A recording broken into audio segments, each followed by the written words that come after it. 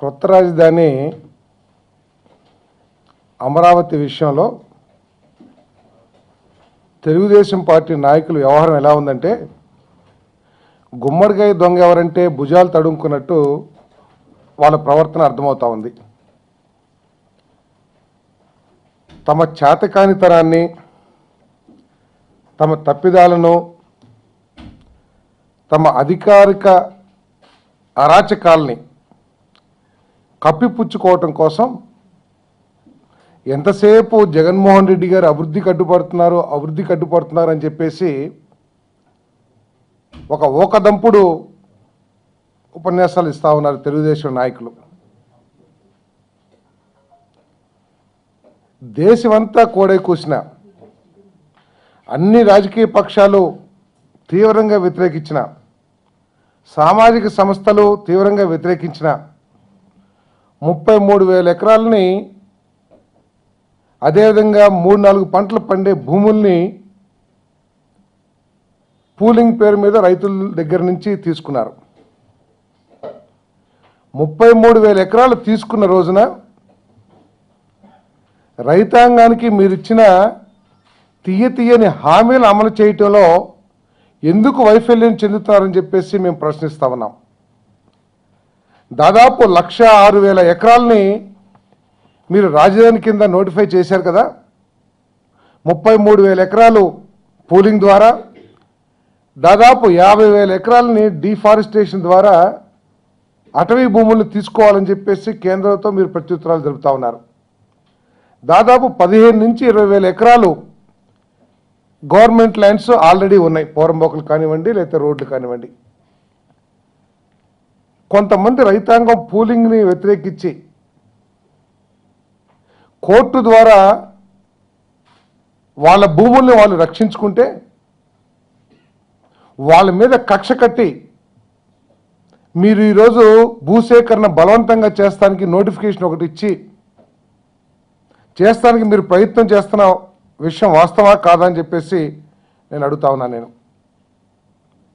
మీరు పూలింగ్ అప్పుడు చాలా చెప్పారు, 2,500 రూపాయలు పెన్షన్ ఇస్తామని, ఆ ప్రాంత రైతాంగం అందరికీ కూడా ఉచితంగా విద్య, ఉచితంగా వైద్యం చేపిస్తారన్నారు. ఎవరన్నా నిరుద్యోగ యువకులు గ్రూప్ కింద ఫామ్ అయితే 25 లక్షల రూపాయల వరకు ఇంట్రెస్ట్ ఫ్రీ లోన్స్ ఇప్పిస్తారన్నారు. ఇవన్నీ ఏమని అని చెప్పేసి మేము అడుగుతా ఉన్నాం.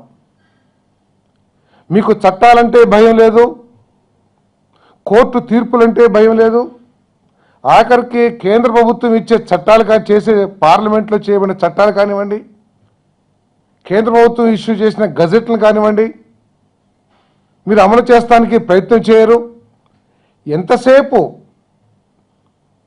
ఏకైక లక్ష్యం భూముల్ని దోచుకోవాలి, అభివృద్ధి తర్వాత ఆ భూములకి మంచి రేటు పలికితే ఆ లాభం రైతులకి వెళ్ళకూడదు, ఆ లాభం అంతా కూడా పెట్టుబడిదారులకు ఇవ్వాలి, పెట్టుబడిదారులకి చెందే విధంగా వ్యూహరచన చేయాలనే తాపత్రయం తప్పితే మీరు రైతాంగానికి ఏమైనా న్యాయం చేస్తున్నారా అని చెప్పేసి అడుగుతా ఉన్నాను నేను. పూలింగ్ తీసుకున్న తర్వాత, పూలింగ్లో భూములు తీసుకున్న తర్వాత కనీసం ప్రభుత్వం చేయాల్సిన హామీలని రైతాంగానికి అందుతుందా లేదా అని చెప్పేసి పరిశీలించడానికి ఏ ఒక్కరోజు కూడా రాజధాని ప్రాంతంలో పర్యటించిన మంత్రులు ఈరోజు హడావుడిగా జగన్మోహన్ రెడ్డి గారు వస్తున్నారంటే ఎందుకు పరిగెడుతున్నారు మీరు అక్కడికి? కనీసం రైతులు అడిగే సమస్యలకి కానీ ప్రశ్నలకు కానీ సమాధానం ఇవ్వకోకుండా ఎందుకు తప్పించుకుంటున్నారు మీరు? ఇప్పటి వరకు ఎస్ఐన్ భూములు సొంతదారులందరూ కూడా, అంటే ఎస్ఐన్ భూములను కలిగిన వారందరూ కూడా మంచి ప్యాకేజ్ ఇవ్వమని చెప్పేసి, ఎందుకంటే వాళ్ళ జీవనాధారం కోసం ఇచ్చిన భూముల్ని మీరు లాక్కున్నారు కాబట్టి వాటికి మంచి ప్యాకేజ్ ఇవ్వమంటే దాని మీద నిర్ణయం తీసుకోరు. లంక భూములకి ఇప్పటి వరకు కూడా ఎటువంటి ప్యాకేజీ ప్రకటించలేదు. ఇన్ని అరాచకాలు చేస్తూ జగన్మోహన్ రెడ్డి గారు అభివృద్ధికి అడ్డుపడుతున్నారు అని చెప్పేసి ఒక ప్రచారం చేయటం మీ సిగ్గులేనితనం కాదా అని చెప్పేసి అడుగుతా ఉన్నాను నేను. మేము చాలా స్పష్టంగా చెప్తా ఉన్నాం, వైఎస్ఆర్ కాంగ్రెస్ పార్టీ ప్రజా రాజధాని నిర్మించడానికి కావాల్సిన సహకారాన్ని అంతటిని కూడా అందిస్తాం. మీరు అడిగినా అడగకపోయినా కూడా మా బాధ్యతగా సహకారాన్ని అందిస్తానికి సిద్ధంగా ఉన్నాం. కానీ అభివృద్ధి పేరు మీద పేదల కడుపులు కొడటానికి మాత్రం మీరు చేసే కుయుక్తుల్ని అన్నింటినీ కూడా అడ్డుకుంటూ ప్రజలకి రైతాంగానికి అండగా ఉండడానికి మేము ప్రయత్నం చేస్తాం. అది మా బాధ్యత అని చెప్పేసి కూడా ఈరోజు చాలా స్పష్టంగా చెప్తా ఉన్నాం. మీరు ఇచ్చిన హామీలు నెరవేర్చండి. రాజధాని ప్రాంతంలో ఏదైతే పూలింగ్ సమయంలో రైతులకు ఇచ్చారో వాటన్నిటినీ కూడా ఎక్కువ భూములు ఇచ్చిన వారికి, లేకపోతే మన చుట్టాలకి, వారికి మెరుగైన ప్లాట్ అలాట్మెంట్లు, ఎవరైతే చిన్న చిన్న రైతులు లేదా పేదలు ఉన్నారో వాళ్ళకి ఒక రకంగా అలాట్మెంట్లు, ఆ విధంగా చేయకోకుండా ఏదైతే హామీలు ఇచ్చారో నిష్పక్షపాతంగా చేయండి అని చెప్పేసి మేము డిమాండ్ చేస్తా ఉన్నాం. మీ దుశ్చర్యలకి ఇబ్బంది పడుతున్న రైతాంగానికి అండగా ఉండటం కోసం, వాళ్ళకి సంఘీభావం తెలియజేయటం కోసం, వాళ్ళకి ప్రభుత్వం నుంచి రావాల్సిన అన్నిటినీ కూడా పొందటానికి వాళ్ళకి అండగా ఉండటం కోసం, ప్రజా రాజధాని ఏర్పాటు కోసం జగన్మోహన్ రెడ్డి గారు అక్కడికి రేపు వెళ్తూ ఉంటే ఈరోజు రైతాంగాన్ని బెదిరిస్తూ ఉన్నారు. జగన్మోహన్ రెడ్డి గారు వచ్చినప్పుడు మీరు మీటింగులు పెడతానికి వీల్లేదని చెప్పేసి బెదిరిస్తూ ఉన్నారు. వీడియో కెమెరాలని గ్రామాల్లో వందలాది ఏర్పాటు చేశారు. ఎవరెవరు వెళ్తారా జగన్మోహన్ రెడ్డి గారి మీటింగ్ అని చెప్పేసి చూస్తానికి. ఎందుకు మీరు ఈ విధంగా మీరు ఏమీ చేయనప్పుడు, లేదా ప్రజారంజకంగా పరిపాలిస్తున్నప్పుడు, లేదా ప్రజల ఆమోదంతో మీరు అన్ని భూములన్నింటినీ కూడా తీసుకుంటున్నారని ఏదైతే చెప్తున్నారో ఆ విధంగా తీసుకుంటుంటే మీకు ఎందుకు భయం? ఒక ప్రతిపక్ష నేత వచ్చి మీటింగ్ ఏర్పాటు చేసుకుంటే మీకు ఎందుకు భయం? ఎందుకు దడపడుతుంది? దానికి స్పష్టం చేయమని చెప్పేసి, సమాధానం చెప్పమని చెప్పేసి అడుగుతా ఉన్నాం. ఇప్పటికే రైతాంగాన్ని బెదిరిస్తున్నారు. మా కార్యకర్తల్ని పోలీసు కేసులు పెడతామని చెప్పేసి బెదిరిస్తూ ఉన్నారు.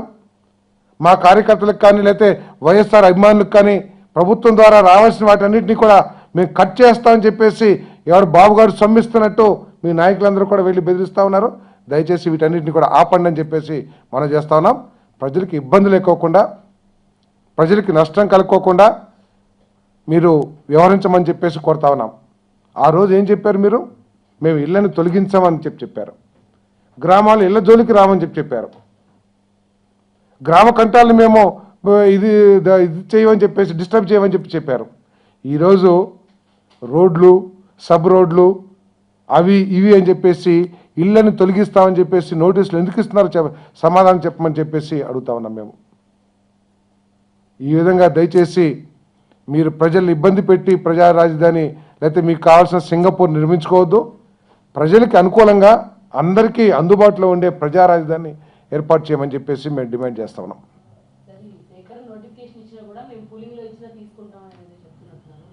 అంటే బెదిరింపా? అంటే నోటిఫికేషన్ ఇస్తే బెదిరింపా? వాటిని మీరు దగ్గర 1,06,000 ఎకరాలు దాదాపు మీకు అందుబాటులో ఉందే ల్యాండు. అవి 3-4 పంటలు పండే భూములే. ఆఖరికి గ్రీన్ ట్రిబ్యునల్ కూడా జిల్లాని ఒక యూనిట్గా తీసుకుని ఒక 1% కంటే ఎక్కువ భూములు తీసుకోకూడదని చెప్పారు కదా. దాంట్లో మొట్టమొదటి విడతగా 5 సంవత్సరాలు తీసుకోవాలి, 1% కూడా. వీటన్నిటినీ కాదని ఎందుకు కక్ష కట్టినట్టు 3-4 పంటలు పండే బంగారం లాంటి భూమిని ఎందుకు లాక్కోవాలనుకుంటున్నారు? దాన్ని అవాయిడ్ చేయొచ్చు కదా.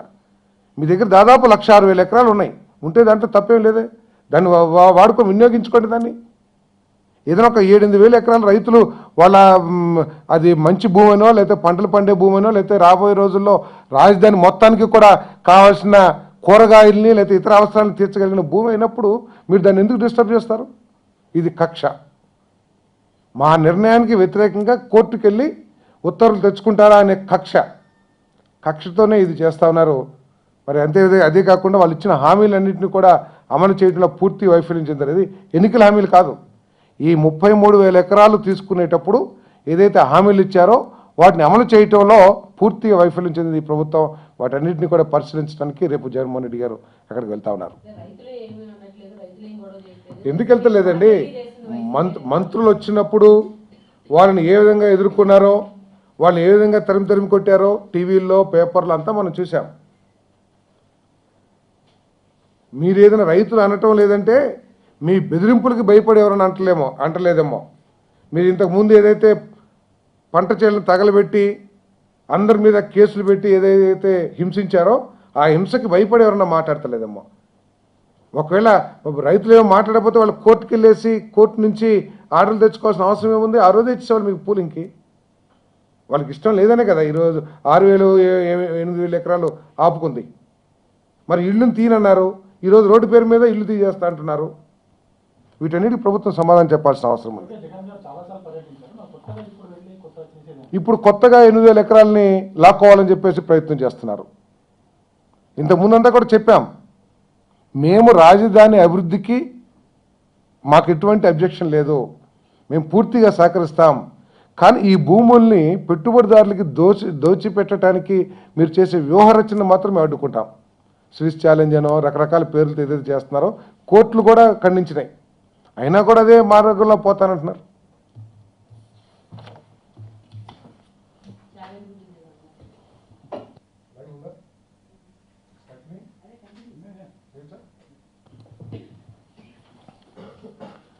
ఈ రాష్ట్రంలో పేద వర్గాల్ని కించపరిచే ఒక వాతావరణం కొనసాగుతూ ఉంది. ఈ వాతావరణం దురదృష్టవశాత్తు దౌర్భాగ్యం ఏమిటంటే ఈ రాష్ట్ర ముఖ్యమంత్రి గారి దగ్గర నుంచి ప్రారంభమైంది. ఆయన ఎవరైనా సరే అవకాశం ఉంటే దళితుల్లో పుట్టాలని ఎవరైనా అనుకుంటారా అనే వ్యాఖ్యలతో పేద కులాలను కించపరిచే వాతావరణం ఈ రాష్ట్రంలో నెలకొంది. ఒక దళితుడిగా పుట్టడం అనేది భగవంతుడు చేసింది. అది ఎవరైనా అనుకుంటారా అంటే దళితులను ఏ విధంగా కించపరిచే విధంగా మాట్లాడారో ఒకసారి మనం అర్థం చేసుకోవచ్చు. ఈరోజు మళ్ళీ చాగంటి కోటేశ్వరరావు గారు చాలా ఉన్నత విలువలు కలిగిన వ్యక్తి అని చెప్పేసి అందరం భావిస్తూ ఉంటాం. ఆయన ప్రవచనాలన్నింటినీ కూడా ఎంతో భక్తి శ్రద్ధలతో టీవీ ఎదురుగుండా కూర్చుని వింటూ ఉంటాం. కానీ ఆయన సంస్కారం లేకోకుండా యాదవ్ కులాన్ని కించపరిచే విధంగా చెప్పిన మాటల్ని తీవ్రంగా ఖండిస్తా ఉన్నాం మేము. ఈ పుణ్యభూమిలో అన్ని కులాలు, వాళ్ళు పేదవాళ్ళు కానివ్వండి, కోటీశ్వరులు కానివ్వండి, లక్షాధికారులు కానివ్వండి, అందరూ కూడా గౌరవంగా బతికే రాజ్యాంగం మనకుంది. ఆయన ఏమంటున్నారండి, మొలకడుక్కుంటే తలకడుక్కోలేరు, తలకడుక్కుంటే మొలకడుక్కోలేని యాదవుల కులంలో శ్రీకృష్ణుడు జన్మించాడని చెప్పేసి కించపరిచే విధంగా మాట్లాడతాం. ఆయనకి తగునా అని చెప్పేసి అడుగుతా ఉన్నాం. మహాపురుషులు దేవతలు పుట్టుక గురించి ప్రశ్నించేంత స్థాయి కానీ అసలు మానవుడికి ఎవరికీ లేదు. భగవంతులు దేవతలు వాళ్ళ పుట్టుక గురించి ప్రశ్నించే అవకాశం, దాన్ని ఏదో మట్టిలో పొరలాడే వాళ్ళు యాదవ కులంలో పొరతో పుట్టాడు అని చెప్పేసి కించపడి, అంటే చక్రవర్తి ఇంట్లో పుట్టలేదంట, కోటేశ్వరుడు ఇంట్లో పుట్టలేదంట, ఒక పేద యాదవ కులంలో అంటే మొలకడుక్కుంటే తలకడుక్కోలేని, తలకడుక్కుంటే మొలకడుక్కోలేని యాదవుల ఇంట్లో, ఎందుకంటే వాటిని నేను పునరుచ్చరణ చేయడానికి కూడా నాకు ఇష్టం లేదు. ఎందుకంటే ఆయన కుసంస్కారంతో మాట్లాడిన మాటలు నేను రిపీట్ చేస్తాను కూడా నాకు ఇష్టం లేదు. ఆయన ఆ విధంగా కించపడతాం అనేది చాలా తప్పు. రేపు అంటారు అంబేద్కర్ ఒక పేద దళిత ఇంట్లో పుట్టినవాడా ఈరోజు దేశానికి రాజ్యాంగం రాసేదని అనే భాష కూడా మాట్లాడచ్చు కొంతమంది రేపు రాబోయే రోజుల్లో. ఆఖరికి యేసయ్య కూడా ఒక పశువుల కొట్టంలో పుట్టాడు, పశువులకి గొర్రెల కాపరికి. వీటన్నిటినీ కూడా ఈ విధంగా కించపరిచే విధంగా మాట్లాడే సంస్కృతిని ఈ రాష్ట్రంలో ప్రత్యేకంగా ఈ తెలుగుదేశం ప్రభుత్వ పరిపాలనలో చాలా ఎక్కువగా ఉందని చెప్పేసి మనం చేస్తా ఉన్నాం. వెంటనే మీకు ఏమాత్రం సంస్కారం ఉన్నా కూడా కోట్లాది మంది యాదవ సోదరుల మనోభావాలు దెబ్బతిన్నాయి. చాగంటి కోటేశ్వరరావు గారు ఆయన ప్రవచనాల్ని భగవద్గీత అంతా అవపోసన పట్టాడని చెప్పేసి మేము అందరం కూడా భావిస్తూ ఉంటాం. ఆయన చెప్పాడు శ్రీకృష్ణుడు భగవద్గీతలో, నేను క్షత్రియుడిని యదువంశ సంభూతుడిని అని చెప్పాడు. ఆయన చెప్పుకున్నాడు యదువంశం అని చెప్పేసి. ఆయనే యదువంశాన్ని చెప్పుకుంటే ఆ యదువంశాన్ని కించపరిచే విధంగా మాట్లాడతాం. ఏం సంస్కారం చాగంటి కోటేశ్వర గారు అని చెప్పేసి అడుగుతా ఉన్నాను. దయచేసి వెంటనే మీకు ఏదైనా సంస్కారం ఉంటే దాన్ని మేము ఖండిస్తా ఉన్నాం. మీరు కూడా యాదవ కుల సోదరులందరికీ కూడా క్షమాపణ చెప్పాలని చెప్పేసి డిమాండ్ చేస్తా ఉన్నాం. పోలీసు వర్గాలను కూడా ఈ విధంగా పేద కులాలని కించపరిచేటట్లు మాట్లాడితే వాళ్ళ మీద చర్యలు ఏ విధంగా చేసుకోవచ్చో కూడా ఆలోచించాలని చెప్పేసి మనం చేస్తా ఉన్నాను.